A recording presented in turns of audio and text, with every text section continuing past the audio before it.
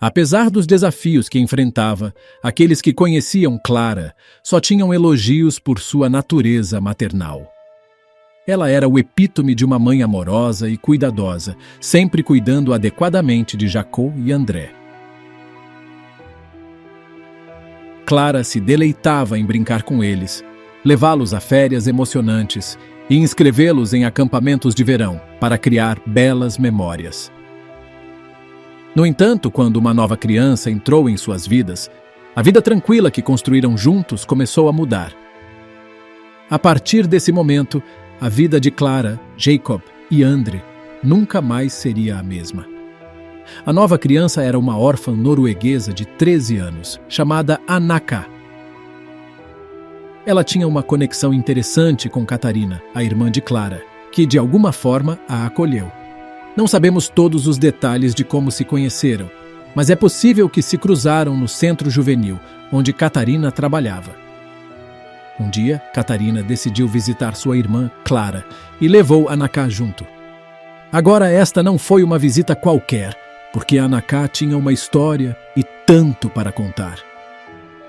Ela corajosamente revelou que estava fugindo de uma perigosa gangue de tráfico na Noruega. A pobre menina havia suportado severos sofrimentos nas mãos desses criminosos. Enquanto Anaka compartilhava sua história comovente, Clara não pôde deixar de sentir uma onda de simpatia e preocupação. Foi um momento que uniu a família, conectando-os a essa jovem necessitada. À medida que os dias se transformavam em semanas, a presença de Anaka na casa de Clara se tornava mais forte. Também, ela se retratava como uma criança frágil e doente, necessitando de atenção médica constante. Era peculiar, no entanto, que ela só confiava em Catarina para levá-la ao hospital, o que levanta questões sobre o motivo dessa confiança seletiva. Apesar do mistério em torno de Anaka, o coração de Clara se derreteu por ela, e ela a abraçou, de todo o coração como parte da família. Anaka encontrou em Clara uma figura materna, amorosa e carinhosa, e o vínculo entre elas continuou a crescer. Mas, em meio a esse novo capítulo em suas vidas, algo mais estava se formando no horizonte.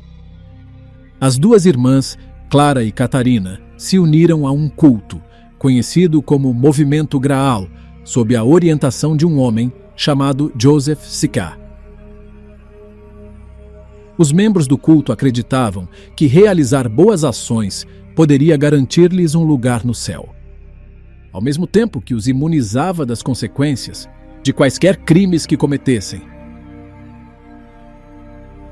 Não está exatamente claro como, quando ou sob quais circunstâncias Clara e Catarina se juntaram a esse grupo. Conforme as duas irmãs se aprofundavam nos domínios do movimento Graal, logo descobririam que suas novas crenças traziam consequências imprevistas. As lendas do culto as puxariam para um mundo onde a linha entre o certo e o errado se tornava turva.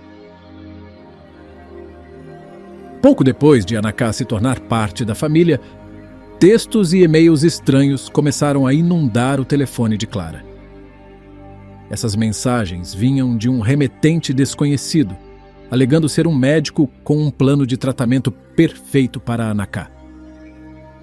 As mensagens eram criptográficas, mas convincentes, instando a Clara a encontrar esse misterioso médico pessoalmente para discutir o cuidado de Anaka. A curiosidade venceu e elas marcaram um encontro tarde da noite, dentro de um carro. Na reunião, Clara não conseguiu ver claramente o rosto do homem, pois estava escuro. No entanto, ele apresentou os registros médicos de Anaka e até exibiu um passaporte diplomático, o que, de certa forma, tranquilizou Clara sobre sua credibilidade, sentindo um senso de confiança no estranho. Clara o aceitou como o novo e oficial médico de Anaka. No entanto, ela mal sabia que esse encontro desencadearia uma série de eventos inquietantes. Com o passar do tempo, os textos e e-mails do médico tomaram um rumo estranho. Ele sugeria planos de tratamento bizarros, como instruir Clara a esfregar o corpo de Anaká por horas, especialmente suas regiões íntimas, alegando que isso traria felicidade à jovem. Isso era simplesmente estranho, para dizer o mínimo. Conforme os dias passavam, algo mudou em Clara. Sua atenção parecia se afastar de seus filhos e ela começou a deixá-los sob os cuidados dos avós. Essa mudança de foco coincidiu com a ideia crescente de Clara de adotar a Anaká em sua família. No entanto, uma reviravolta estranha ocorreu quando o médico que vinha enviando aquelas mensagens misteriosas disse a Clara que a adoção seria impossível devido ao suposto maltratamento de seus filhos em relação a Anaká. Não está claro se essa acusação tinha alguma verdade ou se era apenas uma tática de manipulação. Com o coração dividido e incerta sobre o que fazer, Clara se voltou para o médico em busca de conselhos. Estranhamente para o dilema de Clara, ele sugeriu uma solução bastante perturbadora: curar os espíritos malignos de seus filhos, através de disciplina extrema, amor duro e punições físicas. Em uma reviravolta que ninguém esperava, Clara começou a disciplinar seus filhos com uma severidade implacável, como se estivesse procurando qualquer desculpa para infligir dor a eles. Era chocante e de partir o coração testemunhar isso. Ela recorreu a espancá-los com as mãos nuas, colheres de madeira e cintos, e até os trancava durante a noite em pequenos quartos. Mas este era só o começo de uma história muito estranha, com muitos acontecimentos surpreendentes. Então, vamos ao começo desta história. Este caso nos leva a Kuin. Kuin é uma cidade encantadora, localizada no distrito de Beral, na região da Morávia do Sul, na República Tcheca. Com uma população de aproximadamente 11 mil habitantes, até hoje oferece um ambiente de comunidade acolhedora. Este destino pitoresco ostenta marcos culturais como o Castelo de Kuin e a Igreja de Santa Maria Madalena, atraindo entusiastas da história de todos os lugares. E aqui começa a nossa história. Em 2005, na pequena cidade de Kuin, viviam duas irmãs.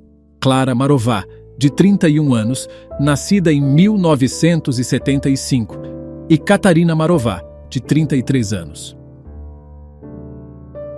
Pouco se sabe sobre suas vidas anteriores, mas Clara tinha um diploma em pedagogia, o estudo dos métodos e atividades de ensino. Katarina, por outro lado, trabalhava em um centro juvenil chamado PAPS. O que intrigava aqueles que as conheciam era a crença profunda que as irmãs compartilhavam. Elas frequentemente falavam sobre uma missão divina que as aguardava, um chamado de Deus que moldaria seus destinos. Clara também era uma mãe solteira, com a responsabilidade de cuidar de dois meninos, Jacob, de 9 anos, e seu irmão mais novo, André, de 8. Clara havia sido casada anteriormente, mas os detalhes sobre seu marido, a duração do casamento e as circunstâncias da separação permanecem obscuros. Alguns atribuíram o rompimento ao que foi rotulado como o comportamento e as crenças incomuns de Clara, que se pensava estarem relacionados à sua batalha com a esquizofrenia. Neste ponto, chegamos ao começo da primeira parte do documentário, da qual apresentaremos um pequeno resumo para dar continuidade e melhor compreensão ao caso. Clara, conhecida por sua dedicação e amor maternal, cuidava com zelo dos filhos Jacó e André, proporcionando-lhes uma infância cheia de aventuras e memórias felizes. No entanto, a chegada de Anaká, uma órfã norueguesa de 13 anos, acolhida por sua irmã Katarina, mudou completamente a dinâmica familiar. Anaká trouxe consigo uma história trágica de fuga de uma gangue de tráfico na Noruega, o que despertou a empatia de Clara, que logo a acolheu como parte da família. Com o passar do tempo, Anaká se mostrou frágil e necessitando de cuidados médicos frequentes, sempre confiando em Catarina para acompanhá-la ao hospital. O vínculo entre Clara e Anaká se fortaleceu. Mas algo sinistro estava por vir. Clara e Catarina pertenciam ao movimento Graal, um culto liderado por Joseph Skeia, que prometia salvação e imunidade a seus seguidores, mas que rapidamente começou a influenciar negativamente suas vidas. Paralelamente, Clara começou a receber mensagens de um médico misterioso, oferecendo um tratamento peculiar para Anaká. Convencida por sua suposta credibilidade, Clara aceitou sua orientação, o que a levou a uma série de situações bizarras e preocupantes. As instruções do médico incluíam procedimentos estranhos e invasivos, que Clara gradualmente começou a seguir. A atenção de Clara desviou-se de Jacob e Andre, deixando-os aos cuidados dos avós, enquanto considerava adotar Anaká. Porém, o médico alegou que a adoção seria inviável devido ao suposto mau comportamento dos filhos em relação a Anaká.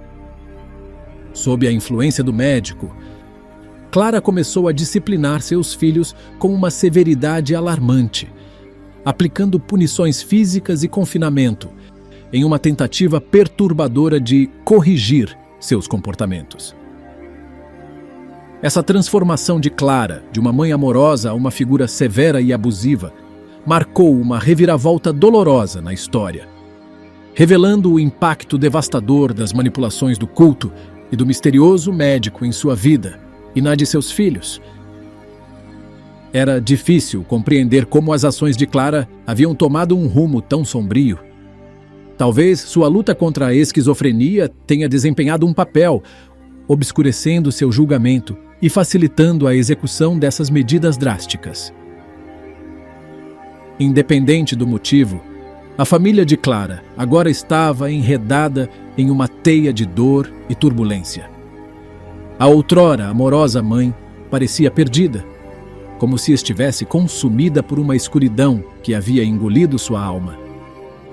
O caminho à frente guardava um futuro incerto para todos os envolvidos, e a questão permanecia: haveria uma maneira de romper esse ciclo perturbador de dor e encontrar a luz em meio às sombras que haviam tomado conta? Em agosto de 2006, algo bizarro e preocupante aconteceu. O médico, que vinha aconselhando Clara sobre seus filhos, lançou uma bomba. Ele disse que as punições dela não estavam funcionando e sugeriu uma abordagem ainda mais radical. Clara deveria parar de agir como mãe deles. Era uma ideia surpreendente e desconcertante, mas Clara seguiu as instruções do médico. Mesmo assim, e isso nem é a parte mais louca, o médico também sugeriu que ela os levasse para uma pequena cabana em Visabática, no meio da floresta, longe de olhos curiosos. Este local remoto ficava a apenas 13 minutos de carro de sua casa em Queen. Clara estava dividida entre esse conselho bizarro e sua necessidade desesperada de consertar seus filhos. No entanto, no fim, ela decidiu seguir adiante com isso. Ela arrumou seus meninos e os levou para aquela cabana isolada. Ao chegarem à cabana, foram recebidos por Catarina, irmã de Clara, junto com 2 homens. Um se chamava Jan Skla e o outro Jan Tork. Outra mulher, Hanna Basova, que Clara conhecia de um acampamento de verão passado, também fazia parte do grupo. Este encontro na cabana, aparentemente inocente, marcaria o início para os 2 jovens meninos de uma impensável provação. As paredes da cabana seriam testemunhas de horrores indescritíveis e atos de crueldade inimagináveis, infligidos às almas inocentes, que mereciam nada além de amor e cuidado. Os meninos foram mantidos dentro de pequenas gaiolas para cães, trancados. As gaiolas eram tão pequenas que eles mal podiam se levantar ou se mover. E para agravar a crueldade, foram forçados a comerem tigelas de cachorro, e a usar o banheiro ali mesmo nas gaiolas, deixando-os sentados em sua própria sujeira. Mas não parou por aí. Os meninos foram proibidos de falar um com o outro, com a própria mãe ou com qualquer outra pessoa presente. A tortura mental era simplesmente insuportável. E então veio a tortura com água. Clara mergulhava suas cabeças na água por períodos que pareciam uma eternidade. Os meninos ficavam aterrorizados, achando que poderiam se afogar. Para piorar, Catarina segurava seus braços para trás, deixando-os indefesos contra a crueldade de sua própria mãe. Era simplesmente repugnante pensar na dor e no sofrimento que aqueles meninos suportaram. Eles foram arranhados com garfos e submetidos a provações inimagináveis. Foram forçados a lutar um contra o outro, amarrados como animais. E não foi apenas Clara e Catarina que realizaram esses abusos nos meninos. Os outros também participaram. Eles amarravam sacos na cabeça dos meninos, cortando o ar e torturando-os ainda mais. Em um ponto, chegaram a cortar carne das costas de André e queimar a ferida com cigarros.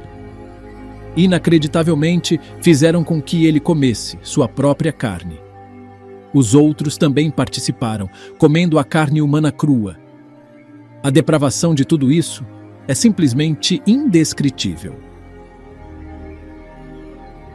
Eles não pararam em apenas um ato de selvageria. Continuaram retirando pele de outras partes do corpo dos meninos, forçando-os a comer sua própria carne. E, se isso não bastasse, ainda os obrigavam a comer seu próprio vômito. Os gritos dos meninos devem ter sido insuportáveis. Então, se certificaram de tampar suas bocas com fita adesiva para silenciá-los.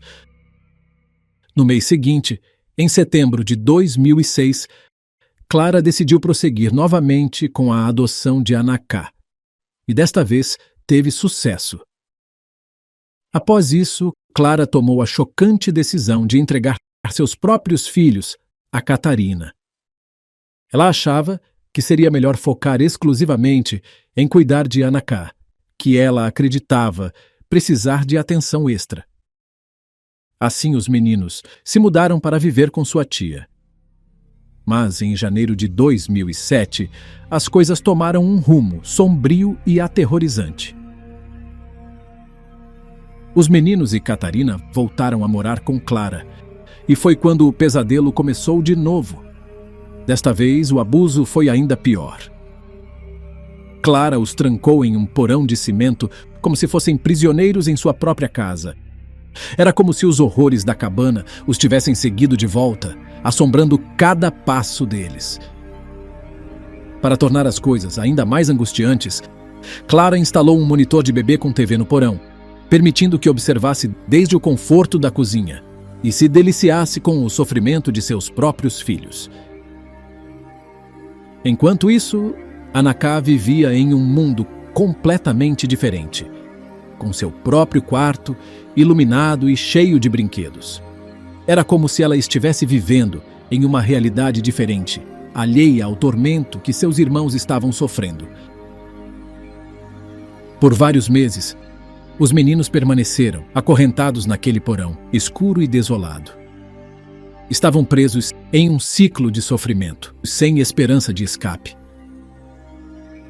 O dia 10 de maio de 2007 se tornou o dia em que a verdade, há muito tempo escondida, finalmente veio à tona.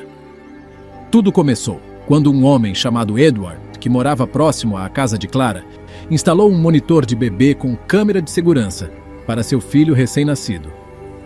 Monitores de bebê podem, às vezes, ter falhas e captar sinais de monitores próximos. E foi exatamente isso que aconteceu naquele dia fatídico. Em vez de ver no monitor o berço de seu próprio filho, Edward foi confrontado com uma visão perturbadora. Havia um menino, completamente nu, com braços e pernas amarrados para trás. O menino que ele viu era André. Ele parecia sujo, doente, e estava comendo do chão, com uma mão feminina o alimentando. Edward ficou compreensivelmente alarmado e não perdeu tempo em chamar a polícia. As autoridades foram de porta em porta, determinadas a encontrar a origem dessas imagens perturbadoras. Quando chegaram à casa de Clara, as coisas tomaram um rumo sinistro. Clara e Catarina se recusaram a abrir uma porta dentro de casa, que estava trancada, o que levantou sérias preocupações. Os bombeiros intervieram e arrombaram a porta. O que encontraram dentro foi nada menos que um pesadelo.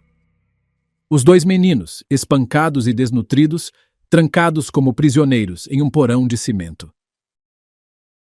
Clara e Catarina foram rapidamente presas por suas ações horríveis. Os dois meninos, juntamente com Anaká, foram levados para um lar infantil chamado Cloak Neck. Dias depois, Anaká desapareceu do lar infantil. À medida que a investigação prosseguia, as autoridades se depararam com uma revelação que abalou a base do caso. Anaká, a suposta garota de 13 anos, não era quem dizia ser. Em uma reviravolta surpreendente, foi descoberto que Anaká era, na verdade, uma mulher de 33 anos, chamada Bárbara Skrlová. Bárbara conseguiu enganar a todos ao explorar sua condição chamada hipopituitarismo, que a fazia parecer muito mais jovem e menor do que sua idade real. Foi um plano astucioso que lhe permitiu assumir a identidade de uma adolescente vulnerável e entrar na família de Clara. A enganação de Bárbara acrescentou mais intriga à história em desenvolvimento, levantando questões sobre suas verdadeiras intenções e sobre os motivos por trás de sua infiltração na família de Clara.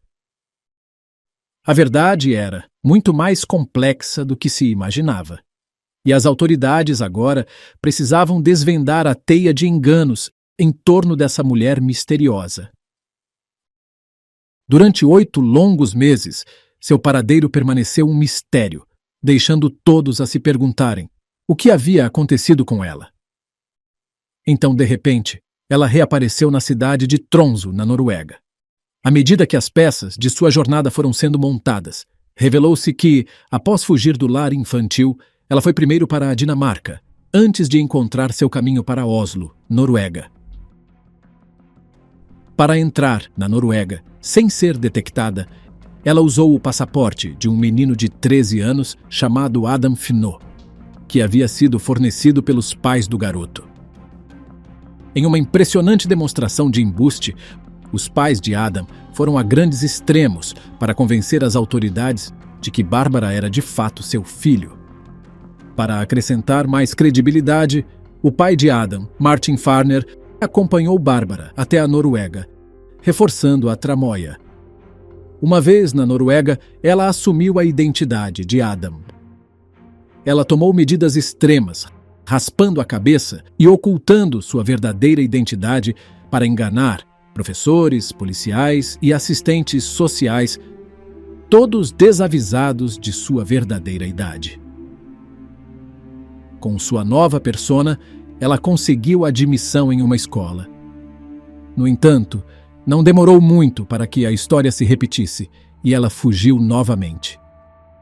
Encontrou refúgio em um lar infantil norueguês. Então, em 16 de dezembro de 2007, ela misteriosamente desapareceu do lar.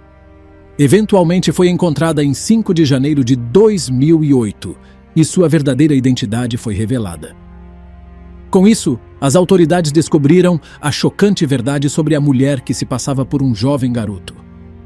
Ela foi, posteriormente, deportada de volta à República Tcheca para enfrentar acusações relacionadas à sua identidade fraudulenta e ser julgada por seu envolvimento no abuso das crianças inocentes da família da qual ela havia fingido fazer parte. Além disso, o homem que a ajudou a entrar na Noruega, Martin Farner, enfrentou seu próprio julgamento. Ele foi preso e confrontado com acusações por fornecer depoimento falso em apoio ao ato enganoso de Bárbara. Por outro lado, durante o julgamento de Bárbara, que ocorreu em junho de 2008, Bárbara alegou que suas ações foram motivadas por um desejo de escapar de sua própria vida problemática. No entanto, ela negou qualquer participação no abuso de André e Jacó. Segundo ela, também era vítima da violência de Clara e Catarina. Apesar de suas alegações, sua defesa foi recebida com ceticismo e poucos acreditaram em sua versão da história. Durante os procedimentos judiciais, Clara confessou em lágrimas ter torturado seus filhos. No entanto, alegou que estava sob a influência de uma figura misteriosa, conhecida apenas como o Doutor. Ela contou ao tribunal como esse doutor a manipulava por meio de mensagens de texto, instruindo-a sobre o abuso e a tortura que poderia infligir aos seus filhos. Contudo, a polícia fez uma descoberta surpreendente. Não havia doutor algum. O número de telefone ligado ao homem pertencia a ninguém menos que Catarina, a própria irmã de Clara. Ficou evidente que Catarina desempenhou um papel astucioso nesta saga sombria. As evidências sugeriam que Catarina sabia da verdadeira identidade de Bárbara muito antes de apresentá-la à família como a suposta adolescente Anaká. Em vez de revelar a verdade à sua irmã, ela deliberadamente manteve o segredo escondido, sabendo perfeitamente o quanto Clara poderia ser manipulada. Foi um plano sinistro que teve consequências de longo alcance, levando ao sofrimento de crianças inocentes, nas mãos daqueles em quem deveriam poder confiar. O tribunal ficou perplexo com as revelações chocantes, enquanto todos tentavam entender os motivos por trás de tais ações angustiantes. Agora, prepare-se para a reviravolta mais estranha desta já surpreendente história.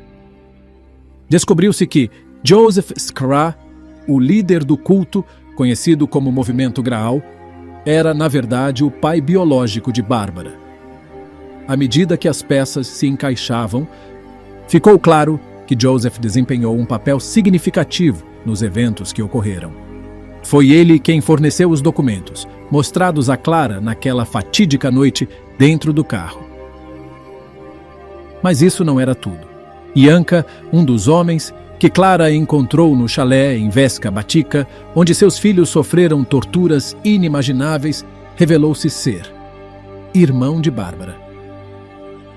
As revelações chocantes apenas adicionaram mais surpresas ao já caótico e confuso caso. Se Joseph, o pai de Bárbara, foi encontrado ou não, permanece um mistério. No entanto, a justiça teve sua palavra para os outros envolvidos. Clara foi condenada a 9 anos de prisão, enquanto Catarina recebeu uma sentença de 10 anos. Os demais indivíduos, conectados ao episódio do chalé, receberam sentenças que variaram de 5 a 7 anos. Bárbara, que também desempenhou um papel crucial nos eventos perturbadores, foi condenada a 5 anos atrás das grades. No entanto, foi liberada após cumprir metade de sua sentença, graças ao argumento bem-sucedido de seu advogado sobre o deterioramento de seu bem-estar psicológico durante seu tempo na prisão. O juiz também impôs 5 anos de liberdade condicional a Bárbara, após sua liberação. O destino dos 2 meninos, Jacob e André, permanece incerto, mas há rumores de que foram eventualmente adotados por uma família americana. No rescaldo deste caso angustiante, as vidas das crianças foram para sempre alteradas pelas experiências assombrosas que sofreram. As cicatrizes de seu passado traumático, sem dúvida, deixariam um impacto profundo em sua jornada rumo à idade adulta. Ao embarcarem no caminho da cura, não se pode deixar de ponderar. Eles algum dia encontrarão consolo e reconstruirão suas vidas? Após suportarem tamanha escuridão? Então, vamos ao segundo caso do documentário de hoje.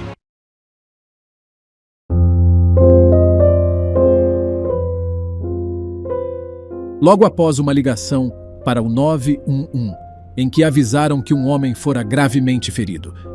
Os policiais de Clear Lake correram para o local no lado sul da cidade. Quando chegaram, encontraram um homem inconsciente no chão, com dificuldade para respirar. No entanto, enquanto os policiais o examinavam, algo não batia certo. Não havia sangue nem ferimentos visíveis. Você vai precisar de atendimento médico por algum motivo estranho, senhor. Você está bem? Qual é o seu nome? Steve Galvin, respondeu o homem. Steve Galvin, não vemos nada aparente. Quero dizer, parece que está bem, mas... Steven, podemos dar uma olhada em você? O que está acontecendo? Mas nitidamente a vida de Steven se ia. Steve, acorde, parceiro. O que aconteceu hoje? Oh, Steve, quem fez isso com você? Ciclope. Foram as últimas palavras que conseguiram de Steven, enquanto ele engasgava em agonia. Mal sabiam que esse único nome, Ciclope, desvendaria uma série de segredos horríveis e exporia uma verdade assustadora para a qual ninguém estava preparado. Quando a equipe de bombeiros e resgate de Lake County chegou ao local, Steven ainda estava deitado no chão. Seu corpo estava flácido e sem resposta. Com uma respiração difícil, cada inspiração e expiração era pesada e tensa. Disse o policial. Inicialmente, quando cheguei lá, meu foco era, você sabe, cuidar de uma vítima de tiro. Mas, imediatamente, quando comecei a examiná-lo e não consegui encontrar nenhum sangue, nenhum buraco ou ferimento, várias coisas começaram a passar pela nossa mente. O que realmente está acontecendo aqui? Então o médico foi chamado para atender a cena. Os médicos rapidamente examinaram o corpo do homem, procurando por sinais óbvios de trauma. Mas não havia ferimentos de bala, cortes ou qualquer marca visível que pudesse explicar seu estado de rápido agravamento. Algo estava claramente errado. Enquanto continuavam o exame, os médicos notaram uma pequena marca vermelha no torso inferior direito de Steven.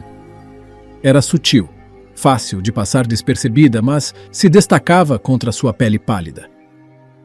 Então eles encontraram outra pequena marca vermelha, na lateral esquerda do corpo de Steven.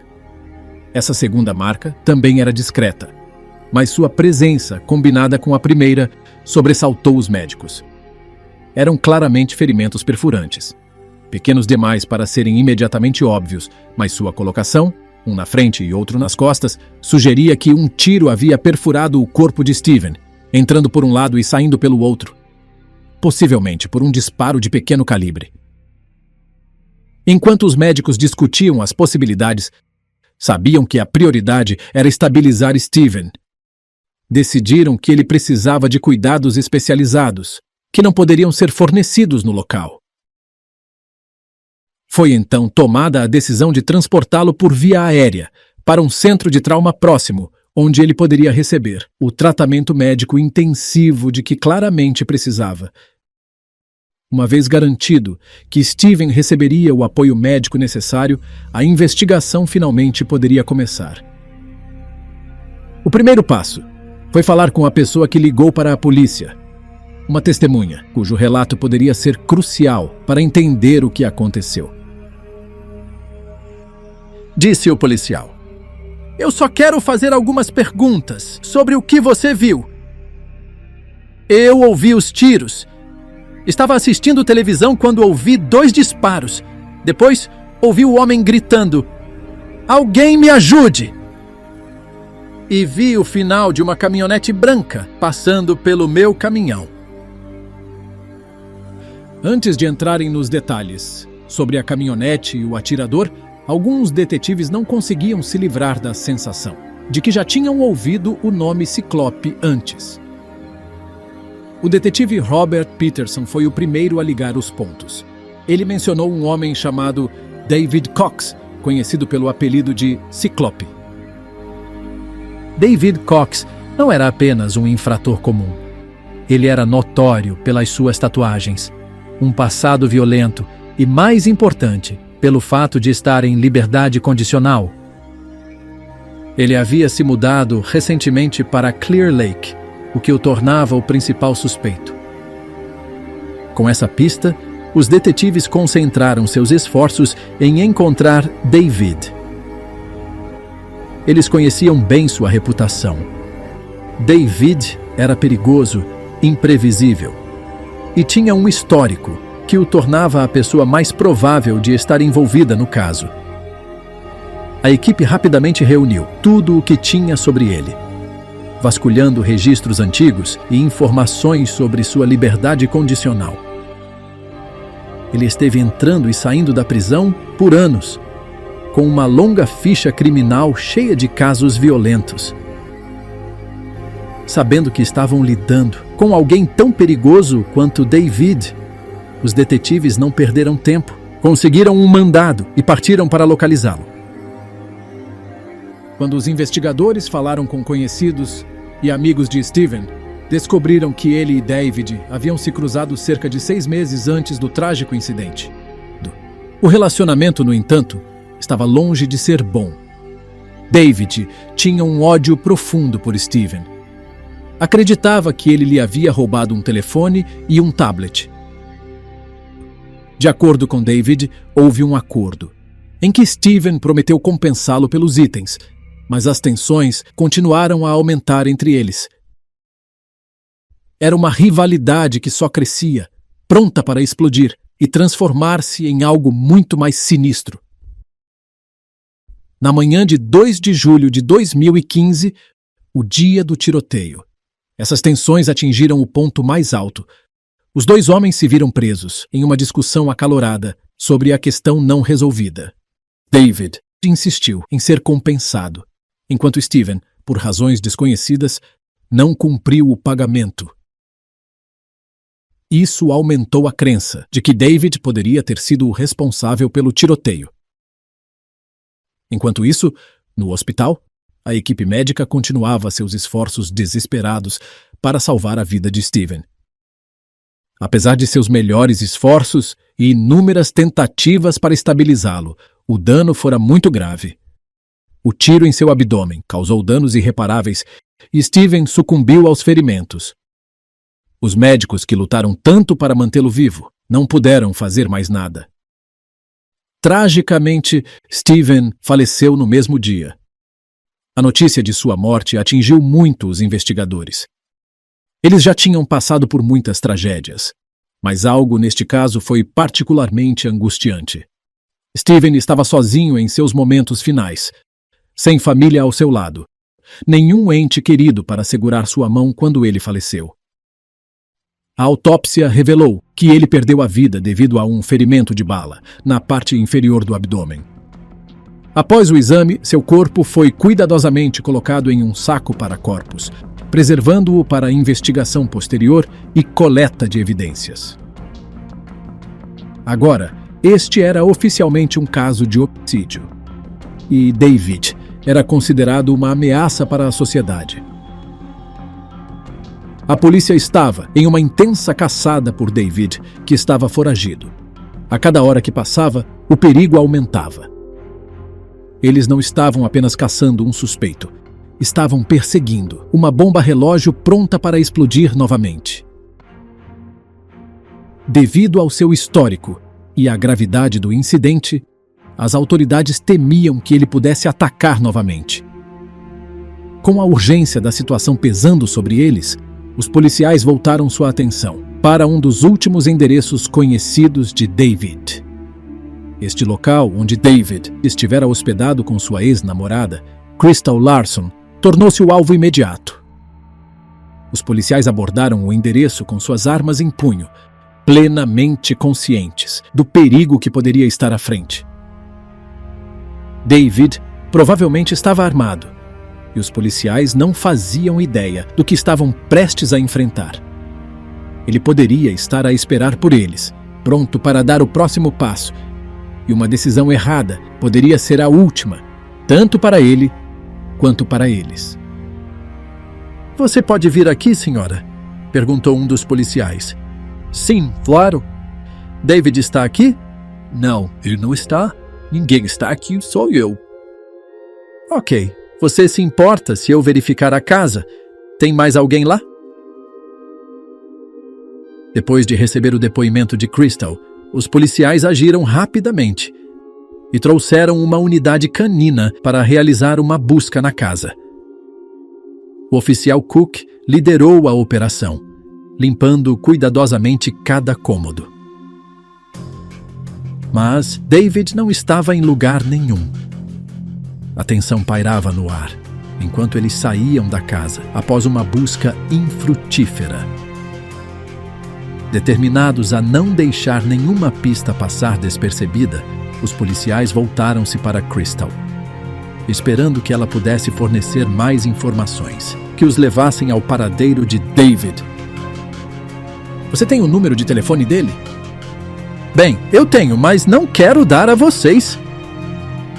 Ok, vou dizer uma coisa.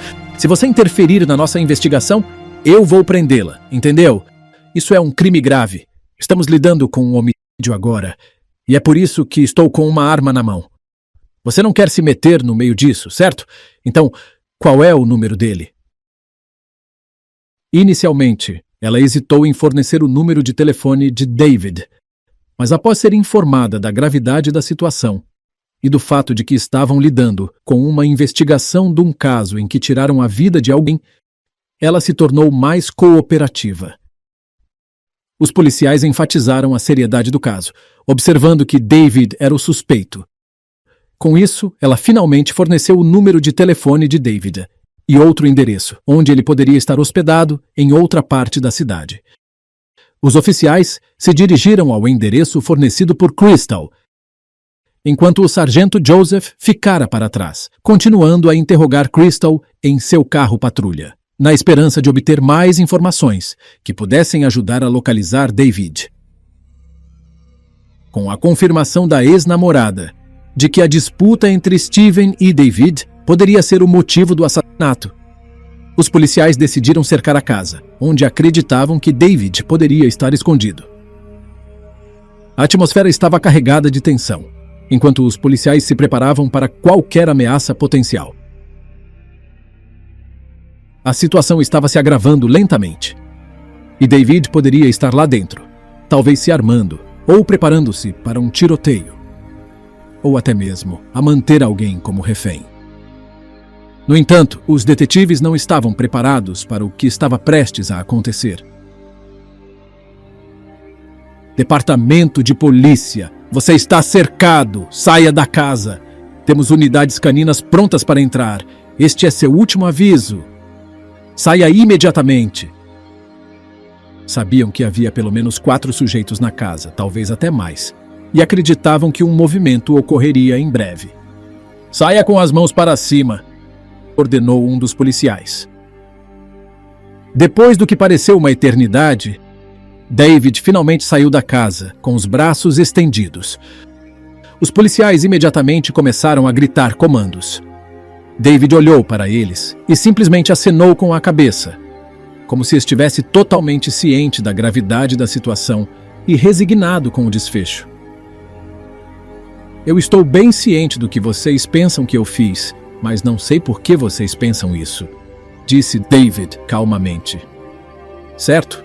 Então vocês vão me levar para a prisão, não é? Supondo que fiz algo. Após a captura, o transporte de David foi organizado. Os oficiais Cox e Holt o levaram para a delegacia de polícia de Clear Lake. Durante o processo de autuação, apesar da gravidade da situação, David parecia surpreendentemente calmo e afirmava desconhecer as acusações. Observadores notaram que ele parecia ser uma pessoa altamente inteligente, com experiência nas ruas e familiaridade com o sistema de justiça criminal. Durante o processamento, David estava interessado em coletar informações sobre o caso, fazendo perguntas detalhadas sobre a investigação. Ele parecia alheio às acusações, apesar de saber que tiraram a vida de alguém. Isso é novidade para mim. Meu Deus, se isso aconteceu, vou enlouquecer, exclamou, mostrando aparente surpresa. No entanto, como é prática padrão, os policiais se abstiveram de compartilhar quaisquer detalhes, a fim de evitar contaminação cruzada de evidências ou depoimentos de testemunhas. Enquanto isso, de volta à cena do crime, os policiais continuavam seu trabalho, prendendo outros indivíduos que estavam dentro da casa. Um dos sujeitos, que usava um chapéu vermelho, foi abordado com cautela. "Não faça nada que eu não tenha ordenado, ou será baleado. Você entendeu?" perguntou o oficial. "Se entendeu, me dê um polegar para cima." Dada a natureza do caso e o perigo potencial, os policiais trataram cada pessoa com cautela, removendo-as da residência sob a mira de uma arma. Eles estavam bem cientes de que aqueles envolvidos em atividades violentas frequentemente se associam com outras pessoas de origens semelhantes. E manter a segurança da comunidade era fundamental. Alguns desses indivíduos foram levados à delegacia para interrogatórios adicionais. Com David agora sob custódia, a investigação estava longe de terminar. Os detetives perceberam que ainda tinham muito trabalho pela frente, numerosas entrevistas para conduzir, evidências para coletar e conexões a serem feitas. O sargento Peterson enfrentou uma das tarefas mais difíceis de sua carreira: informar os entes queridos de Steven sobre sua trágica morte. Antes de poder entrar em contato com a mãe de Steven, Peterson recebeu a triste notícia de que ela havia falecido um dia depois da morte de seu filho. O peso dessa perda tornou a situação ainda mais difícil. Sem família imediata para recorrer, o sargento Peterson procurou a namorada de Steven, que ainda não sabia da gravidade do ocorrido. Ela mantinha a vaga esperança de que Steven pudesse superar a situação. "Sei que isso é difícil, mas quero ter certeza de que você está em um lugar seguro, cercada por pessoas que possam te apoiar", disse Peterson à namorada de Steven. Apesar do histórico de Steven e das escolhas questionáveis que ele fez na vida, ele ainda era um ser humano, merecedor de dignidade e compaixão. Enquanto a namorada de Steven processava a devastadora notícia, a investigação continuava com urgência. Durante este período, outro indivíduo que havia sido detido na batida da casa manifestou o desejo de falar com os detetives sobre o incidente. "Agora eu fui informado de que você tem algumas informações. O que você sabe?" perguntou um dos detetives. "Não sei, cara. Eu só quero garantir minha segurança." "Ciclope não fez isso", disse o homem. "Não fez o quê?" perguntou o detetive.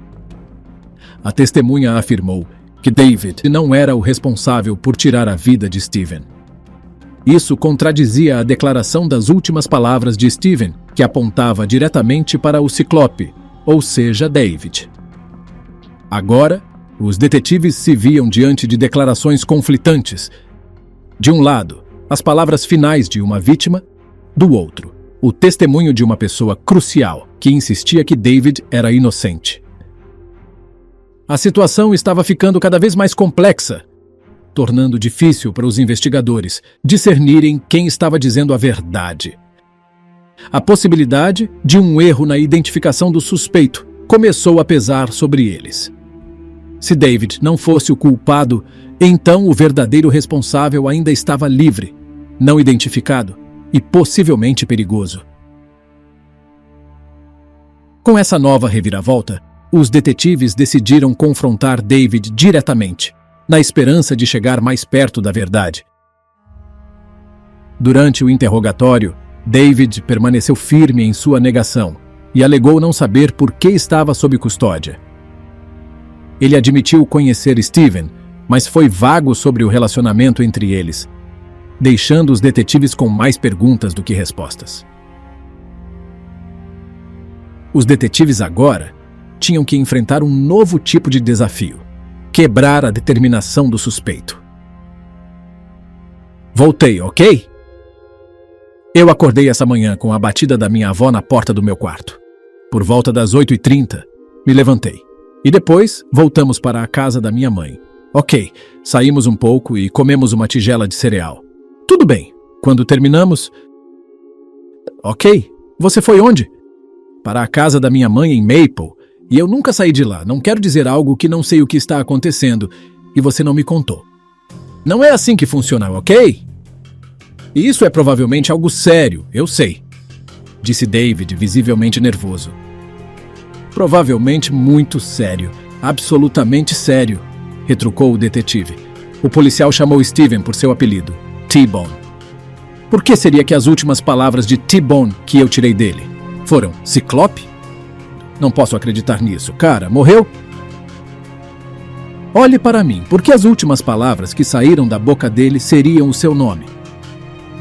Acho que ele simplesmente presumiu. Não posso responder por ele, disse David, tentando manter a calma. Lágrimas de crocodilo não funcionam para mim, cara, rebateu o detetive.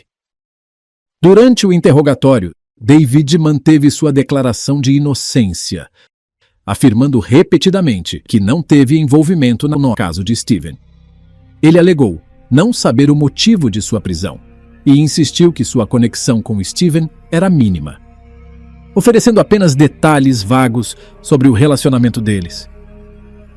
Apesar de seu protesto, os investigadores pressionaram, determinados a descobrir a verdade. Quando questionado mais profundamente, David ficou visivelmente ansioso. Especialmente quando confrontado com o fato de que as últimas palavras de Steven foram o nome Ciclope. Os detetives queriam saber por que Steven, em seus momentos finais, mencionaria a David, o Ciclope, se não estivesse envolvido. David só podia especular, sugerindo que Steven poderia ter presumido que era ele, mas não poderia falar pela vítima. Conforme o interrogatório se intensificava, a ansiedade de David se transformou em uma demonstração de emoção que parecia estranha para alguém com sua reputação de homem rude. Conhecido por ser frio, ele começou a chorar. Uma reação que ninguém esperava. Eu sei. Sou a única pessoa nesta cidade com o apelido de Ciclope, mas eu não sou nada disso. Olhe, estou sendo acusado de assassinato e estou preso. Isso é uma loucura, cara, disse David. Os policiais, no entanto, permaneceram resolutos. Eles deixaram claro que as lágrimas de David não os impediriam de buscar justiça para Steven. David repetidamente afirmou que entendia a gravidade da situação, mas continuou a negar qualquer envolvimento, apesar das crescentes evidências contra ele. Os policiais lembraram-lhe que seu nome estava ligado ao caso de uma forma que não poderia ser facilmente descartada e que não estavam dispostos a liberá-lo sem respostas. O policial Peterson, que já conhecia David, suspeitava que ele estivesse mentindo.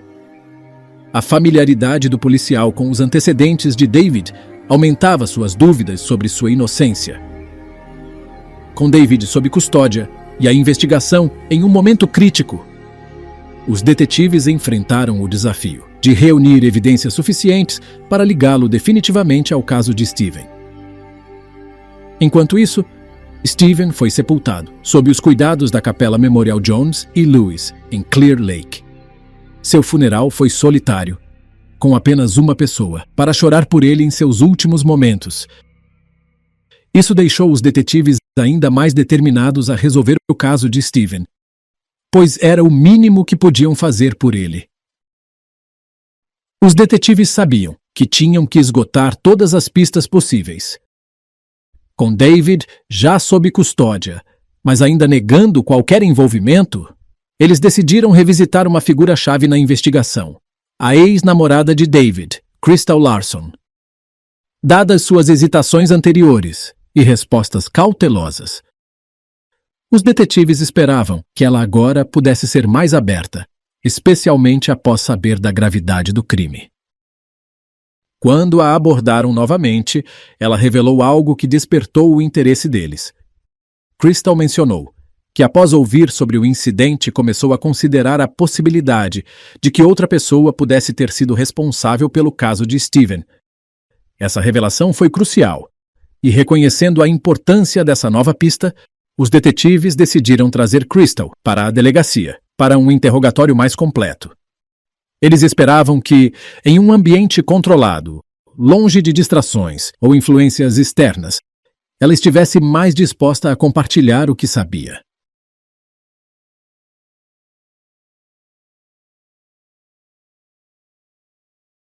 Certo, falei com você ao telefone e você disse que, após conversar com algumas pessoas, descobriu que David não foi o responsável por isso. Ok, então você pode me indicar a direção certa? Disse o detetive. Não vou dizer nada a ninguém sobre o que estamos falando. Ninguém sabe disso, disse Crystal. Entendi. Deixe-me explicar de forma simples para você, continuou o detetive. Se o que você está me dizendo é a verdade, preciso que seja extremamente franca, tudo bem? Eu só quero que você diga o nome, mas entendo que está com medo. Durante o interrogatório, ficou cada vez mais aparente que Crystal estava escondendo algo.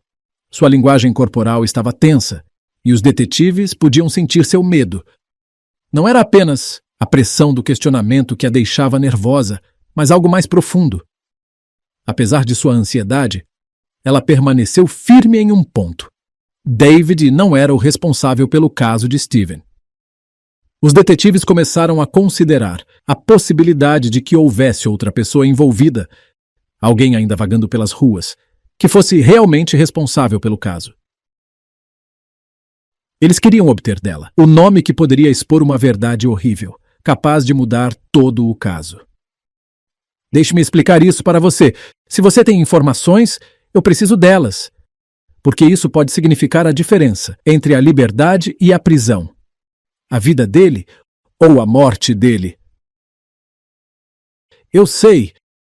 O nome é Billy Mount, disse Crystal, finalmente. Billy Mount ou Billy Raymond Mount. O nome tocou os policiais no momento em que foi mencionado. Billy não era apenas um nome qualquer nos registros deles. Ele era uma figura bem conhecida, notória por sua extensa história criminal. Billy era um skinhead, conectado a inúmeras gangues, e já estava no radar da polícia há algum tempo. Sua história estava repleta de desentendimentos com a lei, e ele estava longe de ser cooperativo em qualquer um desses encontros. Com o nome de Billy Mount, agora na vanguarda da investigação, os detetives ficaram cada vez mais confiantes de que ele poderia ser a pessoa que estavam perseguindo. As peças do quebra-cabeça estavam começando a se encaixar e o foco mudou inteiramente para trazer Billy para interrogatório.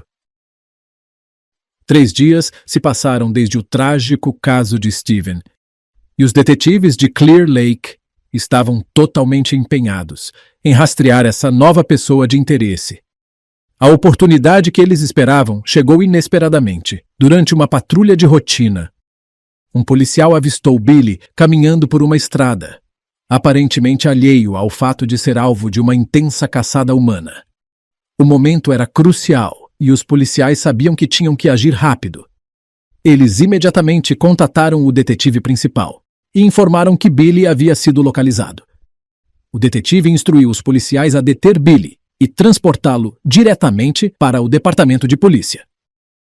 O plano era claro: colocar Billy sob custódia e iniciar o interrogatório o mais rápido possível. Disse o detetive. Há pessoas tentando te acusar, ok? Como uma pessoa de interesse na investigação. Ok.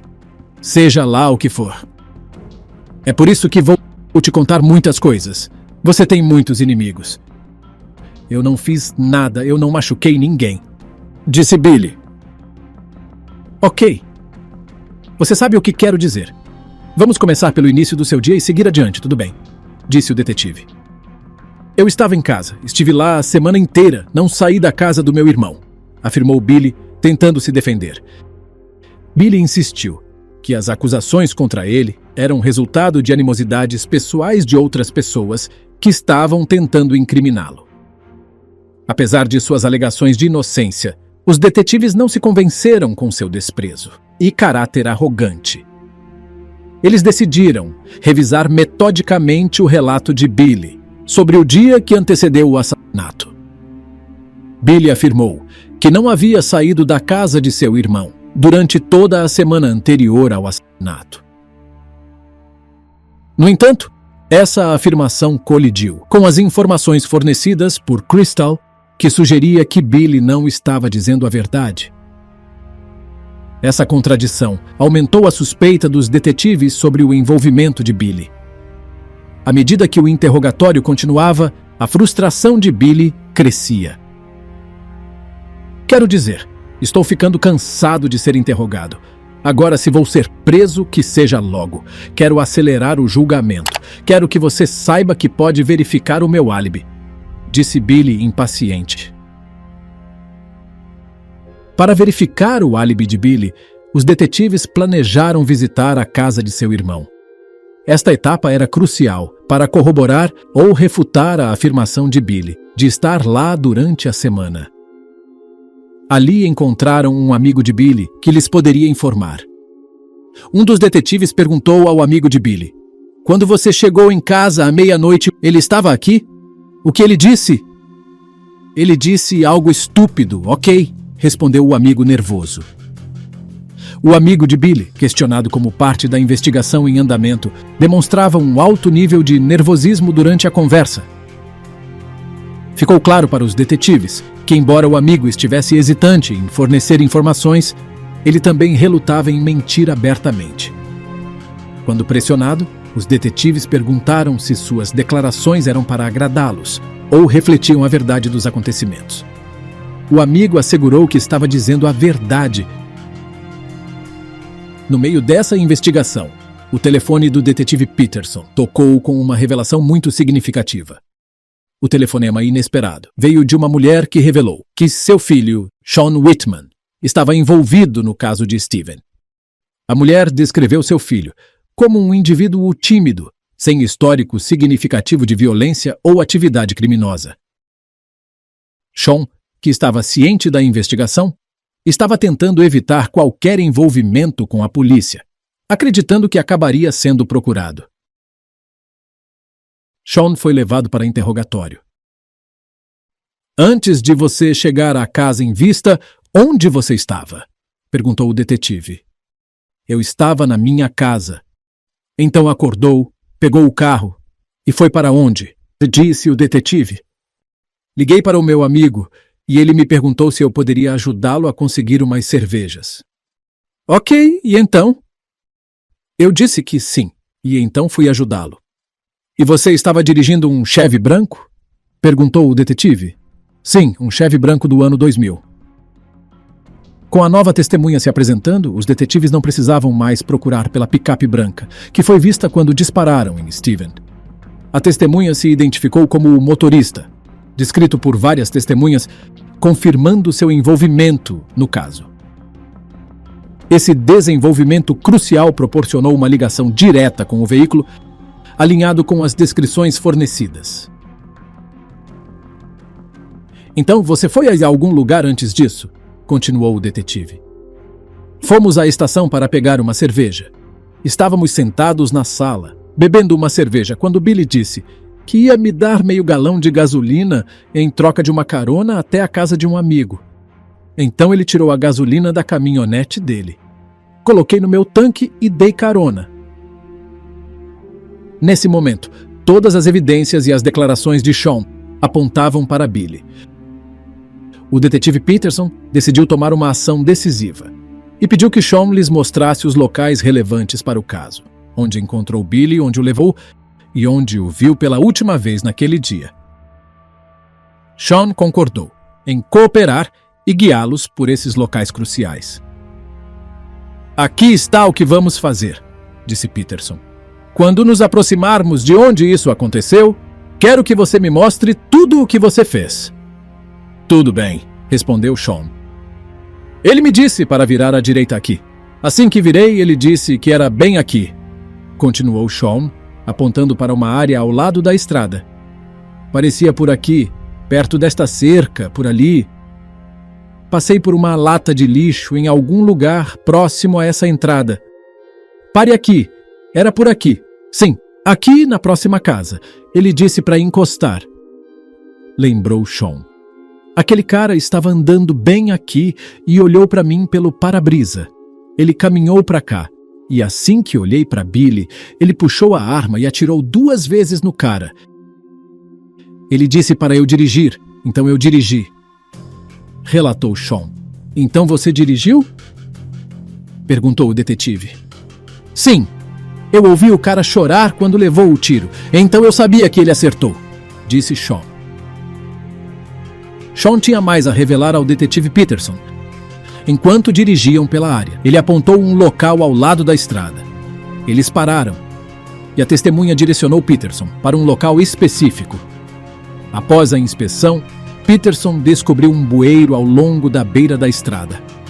Ao alcançá-lo, Peterson puxou uma sacola, que continha a arma de fogo usada no crime. Então ele parou aqui?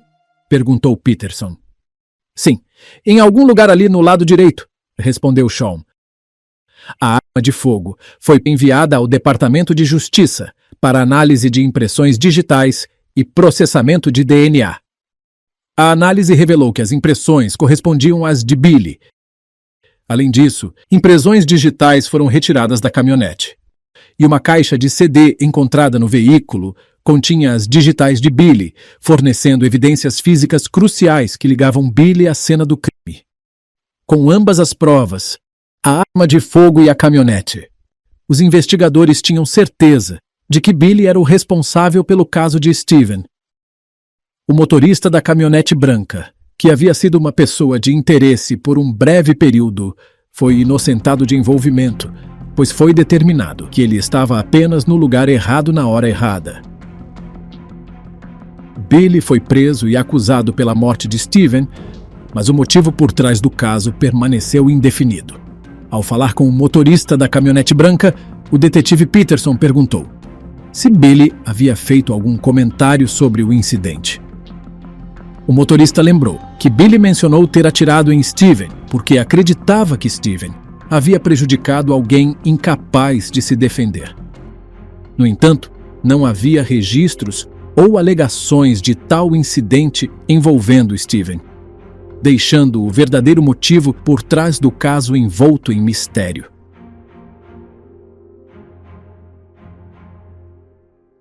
Billy Mount passou por um julgamento de 2 meses, onde o testemunho principal foi fornecido por David Cox, que testemunhou sob uma concessão de imunidade. David admitiu ser viciado e se auto-intitulou Skinhead, com um histórico de condenações criminais e líder de grupos skinheads locais que incluíam Billy. Apesar de suas admissões sobre seu envolvimento com skinheads e conflitos anteriores com Steven, ele negou ter instruído Billy a tirar a vida de Steven, mas admitiu um pequeno grau de responsabilidade, especificamente 1%. David relatou uma história de confrontos com Steven, decorrentes de uma acusação de que Steven havia roubado um tablet dele. Essa acusação levou a vários encontros agressivos, incluindo um em que David brandiu um revólver semelhante ao usado no tiroteio. David também fez declarações ameaçadoras e instruiu outros membros da gangue a apoiá-lo contra Steven, criando um ambiente hostil para a vítima. No dia do tiroteio, Billy e David tiveram uma discussão acalorada sobre a ex-namorada de David, Crystal Larson. Após a discussão, Billy saiu em uma caminhonete branca.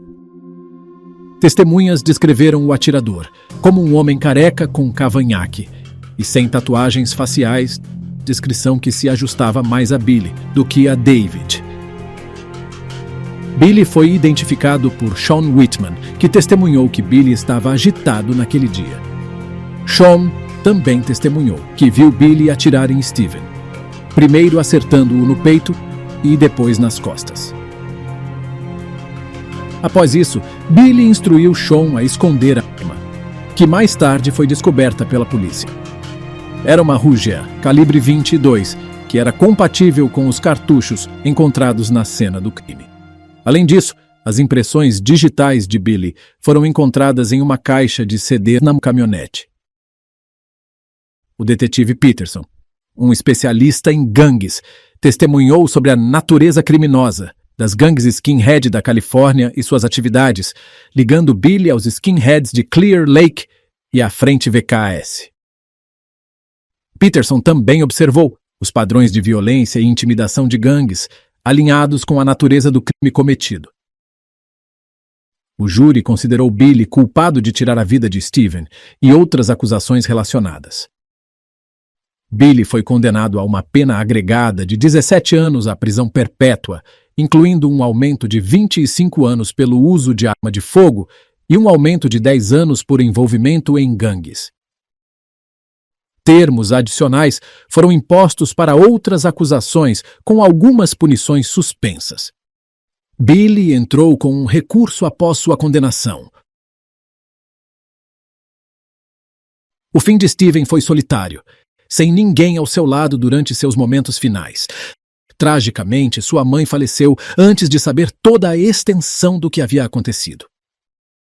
Steven era uma pessoa que apreciava os dias ensolarados e tinha uma paixão por consertar e fazer pequenas coisas para aqueles de quem cuidava. Sua vida, marcada por alegrias simples, contrasta fortemente com a violência que finalmente o levou. Você acha que havia mais na história de Steven do que o que foi descoberto? Poderiam ter havido motivações mais profundas por trás da tragédia que tirou sua vida? E no primeiro caso, difícil de acreditar que fosse verdade, poderiam os meninos recuperar-se? E a mãe e a tia, por que fizeram isso? A sua doença, a esquizofrenia, justificaria suas ações? Ou haveria outras razões de fundo? Deixe-nos saber na seção de comentários abaixo. E se você achou o vídeo de hoje interessante, por favor considere se inscrever em nosso canal, clicar no botão de curtir e compartilhe nossos vídeos. E os esperamos no próximo Mistério Resolvido.